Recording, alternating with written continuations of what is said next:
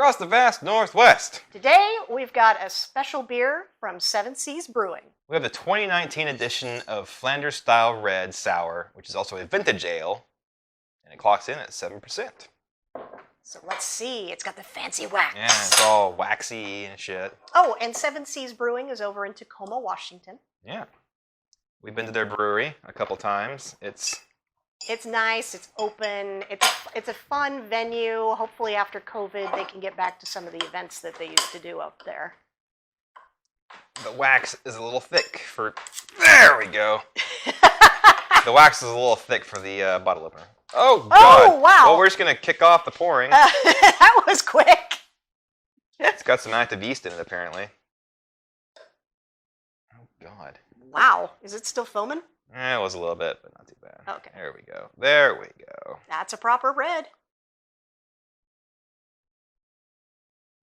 Alright, something tells me this isn't filtered, and I probably just got all the sediment. Oh, yeah. I just saw it. A bunch of it had run into my... Well, I could actually see it on the bottom. Oh, yeah. Nice. Okay. Yeah, well, that one was not... Yeah, that was not filtered. Or And maybe the yeast was still active after they waxed it and everything, after they sealed it. And If you filtered it, it shouldn't have any of that in there. But that's okay. I'm okay with that. Our homebrew isn't filtered, and it's delicious. All right. Oh, it's got that funky smell. Oh, it's got that... yeah, it's got that sour... Wild yeast. Wild yeast thing going. You know, it almost makes your jaw ache. Yes, I can't wait. Let's give her a shot. Cheers.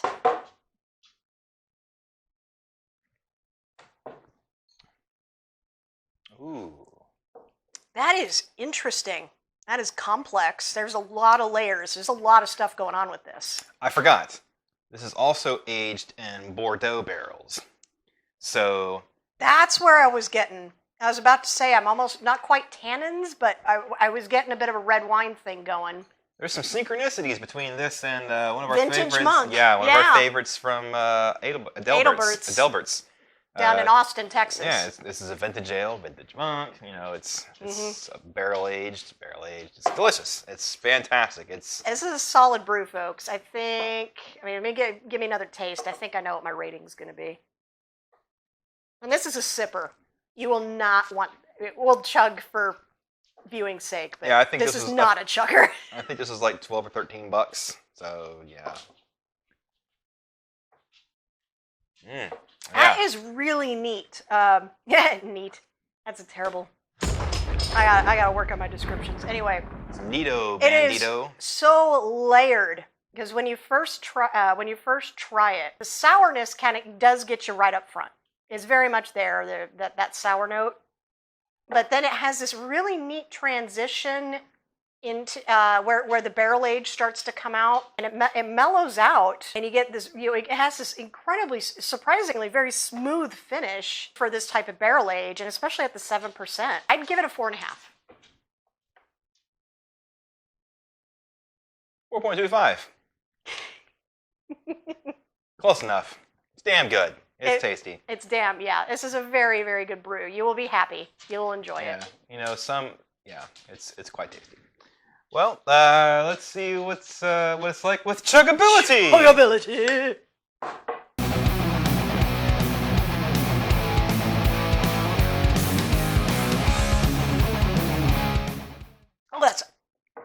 That is hard to chug.